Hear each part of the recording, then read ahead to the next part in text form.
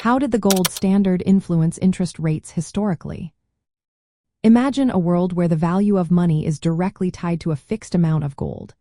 That was the essence of the gold standard, a system that shaped how countries managed their money for many years. Under this system, a country's currency could be exchanged for a set amount of gold, which meant the supply of money was limited by gold reserves.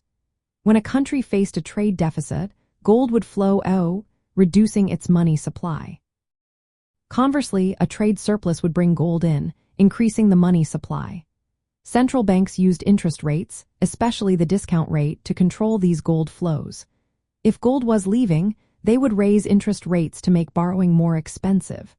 This discouraged spending and investment at home, helping to reduce the trade deficit. It also attracted foreign investors seeking higher returns, which brought gold back into the country. When gold was coming in, central banks would lower interest rates to encourage more domestic spending and investment.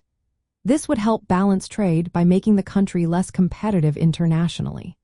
These adjustments in interest rates were part of what is called the price-specie flow mechanism, a theory that explained how the gold standard could correct trade imbalances naturally.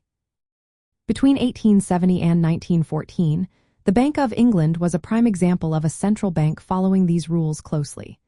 It would raise interest rates to protect gold reserves during times of gold outflow and lower them when gold was flowing in. Throughout history, interest rates under the gold standard fluctuated a lot. When gold reserves shrank, interest rates often rose sharply, making borrowing more expensive. During economic downturns, central banks could not easily lower interest rates because they had to prioritize gold reserves over domestic needs. This meant that monetary policy was limited, and sometimes interest rates stayed high even when the economy needed stimulation. The gold standard kept interest rates closely linked to international gold flows and trade balances. This system made interest rates a key tool for maintaining currency stability and gold convertibility.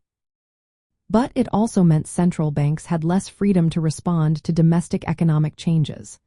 Overall, the gold standard shows how a fixed monetary system can shape interest rate behavior by tying it to external factors like gold reserves and international trade.